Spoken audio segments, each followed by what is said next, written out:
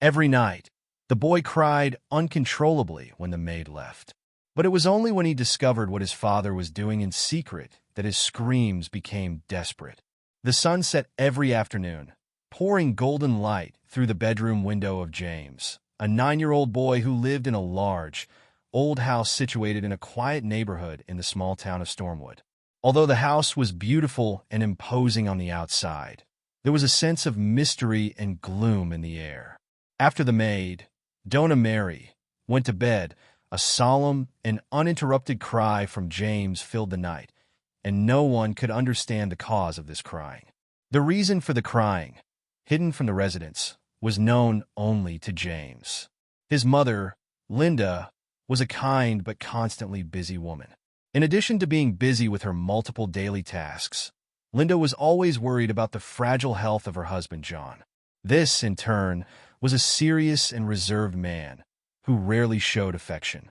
His behavior created an almost insurmountable barrier against expressions of affection, and he spent most of his time isolated in his office, a room forbidden to everyone in the house. The only rule in James's house was that the family gathered at the table for dinner every night. John was at the head of the table, Linda sat on the opposite side, and James in the middle. Dinner passed in profound silence, with no one daring to break the silence. After the meal, Miss Mary cleared the dishes and helped James get ready for bed, placing a tender kiss on his forehead in the hope of a peaceful night. But the desired serenity never materialized, as the boy's crying persisted. This nightly lament began when James discovered a disturbing secret about his father. After helping James get comfortable in bed, Mrs. Mary went up to her room, which signaled to John the time to go to her office. James, attentive and curious, heard his father's footsteps moving away, and a deep silence filled the hallway. With a vivid imagination and an irrational fear of fear, James feared silence, feeling threatened by his own restlessness. The little boy, intrigued by the mystery surrounding his father's office, decided to investigate. One night, driven by courage and curiosity, James left his room with light and careful steps, sneaking towards the office door. Peeking through the keyhole, he saw a scene that made his heart race like never before. John was sitting in an armchair, holding a box shrouded in a faint bluish glow. John's blank stare and enigmatic demeanor only increased James' fear. The box was covered in unknown runes and symbols, and James' father repeated incomprehensible words. As he spoke, the bluish light inside the box intensified, creating a disturbing aura. The scenario, already frightening for a 9-year-old child, became even more enigmatic and macabre. James, terrified, tried to understand what was happening, but the sight of the disturbing scene made his fear amplify, causing him to run back to his room, wanting to erase the image from his mind. The next morning, Miss Mary found James with a wet bed, a sign of stress and fear. She knew something was wrong, but James refused to explain what had happened and asked her not to tell her parents. Concerned about the boy's well-being and knowing her own experience with spiritual beliefs, Ms. Mary decided to investigate further. In order to obtain more information, Donna Mary involved James in a daily activity, preparing rain cakes. During this moment, James, still shaken, revealed to Miss Mary that he had seen his father with the strange box. He described John's bluish glow and enigmatic behavior. Donna Mary, upon hearing the story, felt a chill down her spine. James's story seemed to touch on something deeper and more unsettling than she could have imagined. The little boy's words raised doubts and fears in Miss Mary, leaving her with the feeling that John's secret could be even more disturbing than anyone could imagine. Donna Mary felt a growing sense of uneasiness. The fear that had previously only haunted her had now turned into a palpable fear, so intense that James, initially just confused, ended up more terrified than when he began his story to her. The conclusion that Donna Mary reached was that withholding the truth from James was much more risky than revealing it. He then decided to share with him an old story about a cursed artifact. It was said that this artifact, kept in a box full of runes and enigmatic symbols, had the power to dominate the mind of whoever possessed it. Those who found and opened the box were immediately captured by the artifact's soul. Before long, the individual began to pronounce words in an unknown language, and his empty look was a clear sign that his soul was no longer where it should be. Donna Mary did not know what happened to the captured soul or where it went, nor did she understand the reason for this phenomenon. The mere idea that his son could be at the mercy of such a magic box sent James into crying fits every night. Donna Mary heard his muffled sobs and tried to console the child, but fearing to reveal too much, James remained silent. She tried to talk to John about her son's disturbing behavior, but he seemed oblivious to the problem. His gaze was constantly lost, as if his essence had been absent. John, although he walked and occasionally mumbled words, seemed to have no mind of his own. Increasingly, he distanced himself from Linda. Faced with this indifference, Linda immersed herself more and more in her work as a sales assistant at a home appliance company. She loved her husband and son, but was exhausted by the lack of communication. She often considered that separation might be best for her and James. The son was distraught, and this seemed directly related to his father's absence. Desperate, Linda decided she would take James to a child psychologist before making any decisions. 2 days later, they went to Robert's office, a psychologist who tried in every way to find out what was going on in the boy's mind. James stood his ground, but decided to investigate what Robert thought about his story. He asked if he believed in magic boxes that imprison souls. Robert responded that the human mind can create fantastic stories to divert attention from real problems. James realized that the psychologist didn't believe his story and decided it was best not to reveal anything more.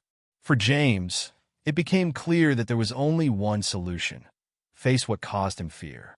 Confronting someone you love is a huge challenge, but James knew he needed to face this situation. The following night, James decided to confront his father and save the family from the magic box's influence. During dinner, James noticed that John's dark circles had increased. The father seemed clearly affected by the magic box.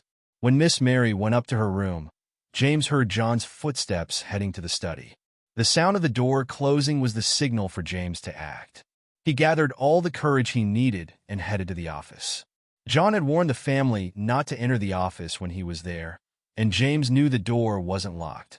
Fear and respect were enough to guarantee the father's privacy. In front of the office door, James placed his hand on the latch, took a deep breath, and opened the door. He half opened it to look and saw his father holding the box in the dark of the office, lit only by the blue light emanating from the box. John was so focused that he didn't notice James' presence. He repeated incomprehensible words, and James was sure that Miss Mary was right.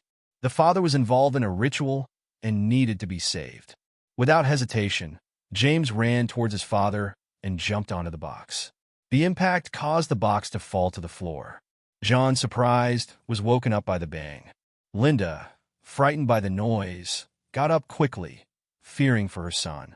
Donna Mary, who was a heavy sleeper, did not wake up to the noise. John, still dazed, asked an excited and confused James why he had done that. Without an answer, he repeated the question with more intensity, while a tear ran down James' face. Linda arrived at the office guided by John's screams. Upon seeing her husband and son amid the chaos, she noticed that something had broken on the floor, a computer with a cracked screen and a cover with runes. The strange cover made Linda realize something was wrong. More important than understanding her husband's taste in notebook covers was protecting James from John's wrath. Linda imagined that John was furious not only about his son coming into the office, but also about the damaged computer. The woman hurried to her son's side, but, contrary to what she expected, she found John with an expression of sadness rather than irritation. The man got up from the armchair and bent down until his eyes were at the boy's level. With a patience rare in recent times, he asked for the third time, "Why did you do that?" Feeling safer with his mother's presence, the little boy finally replied, "To save you from the magic box of evil."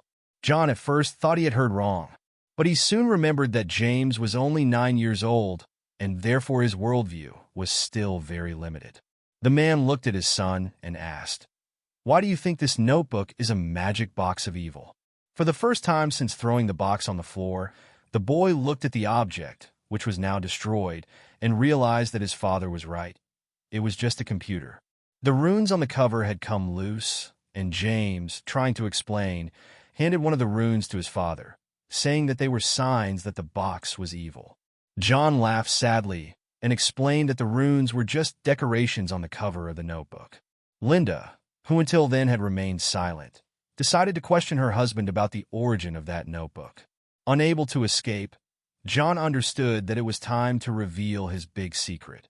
He asked his wife and son to sit comfortably on the sofa in the office. John wasn't one to beat around the bush and decided to be direct.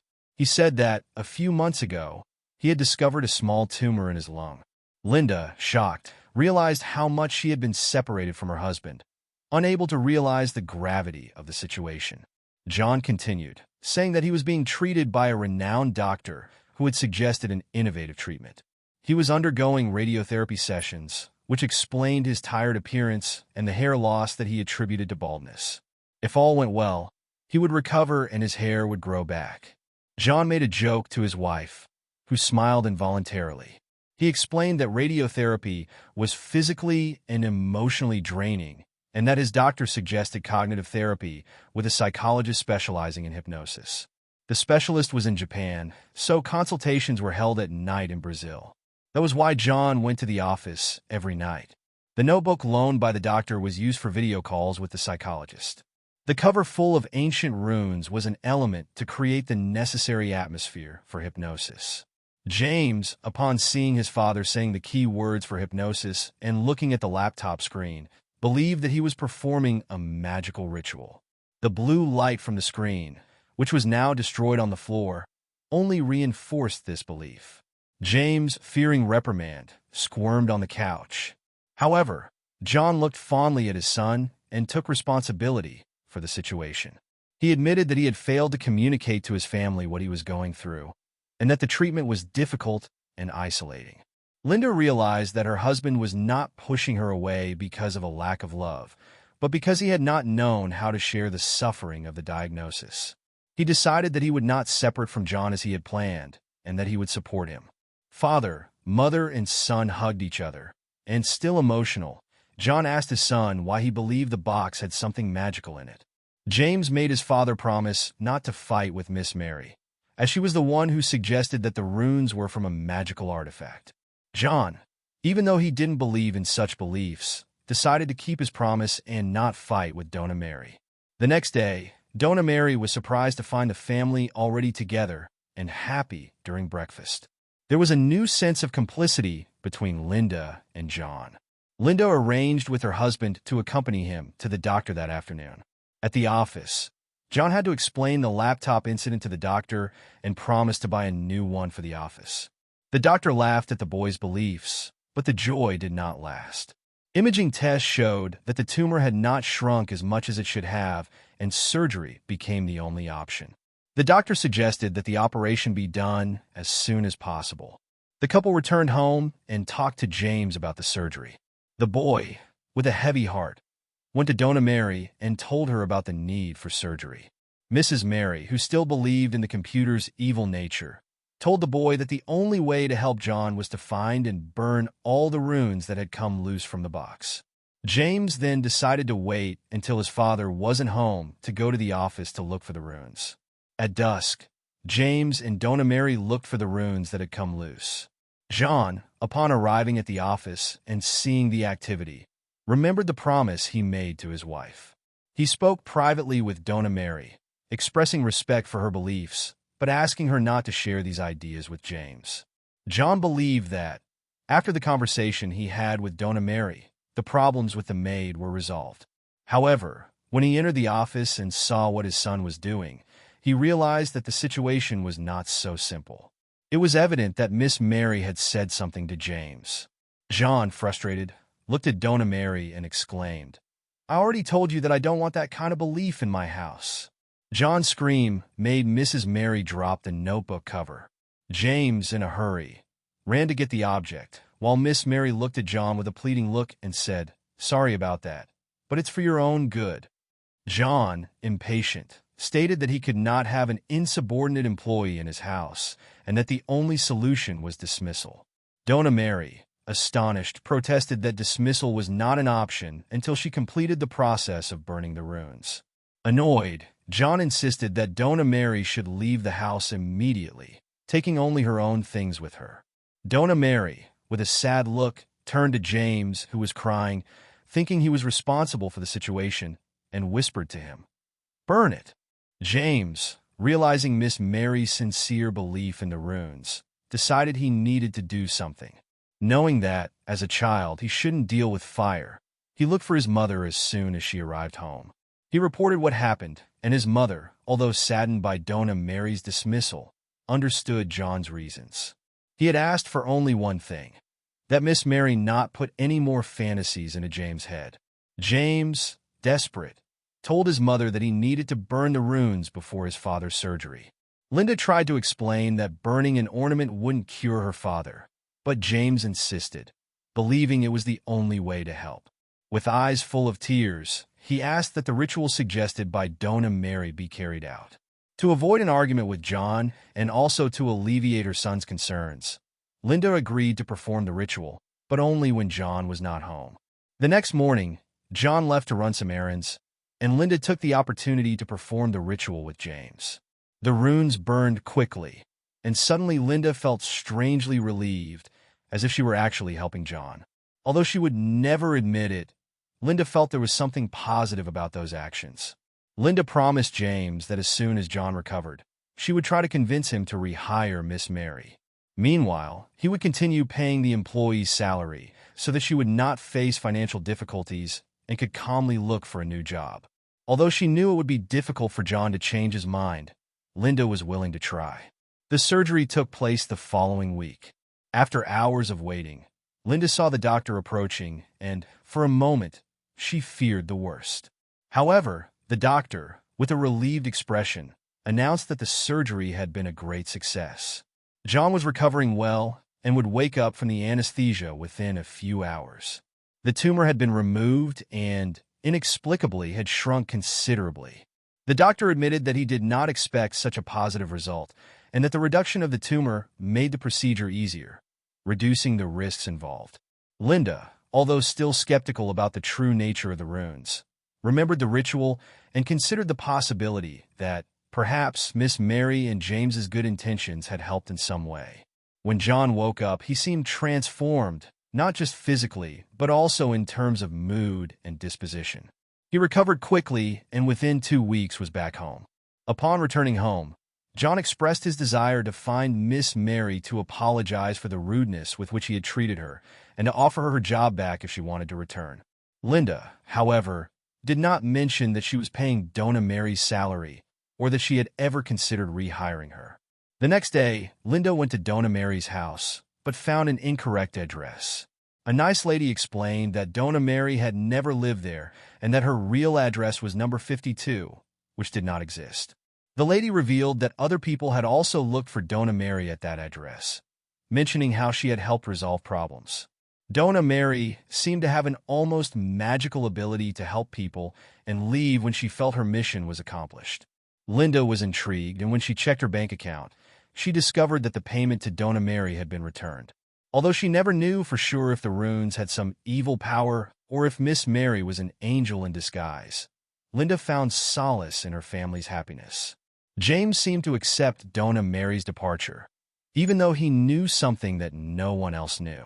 The story of James and his family was a testament to resilience, unconditional love, and the courage to face one's greatest fears.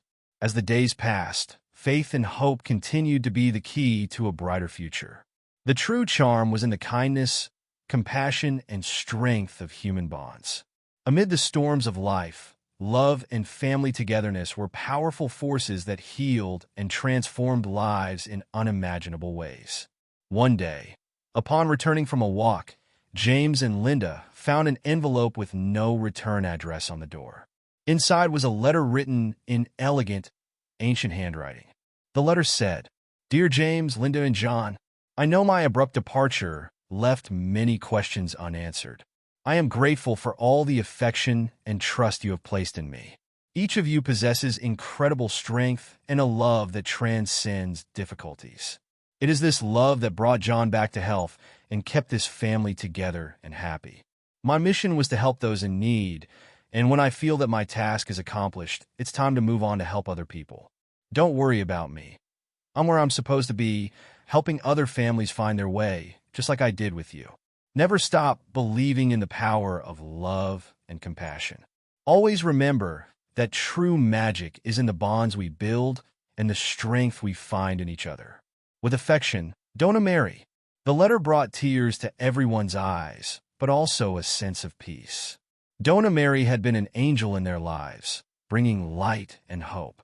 With hearts full of gratitude, they continued their lives, knowing that wherever Donna Mary was, she would continue to spread her magic of love and healing. I hope you enjoyed the video. Don't forget to leave yours like. Your support makes all the difference and helps us continue to bring you more amazing content. Do you have any opinions, questions, or suggestions? Leave a comment here below. I love reading and responding to what you have to say. And if you are not yet subscribed to the channel, subscribe now and activate the bell so you don't miss any news. We have new videos every day, and you won't want to miss out. Thanks for watching. See you in the next video.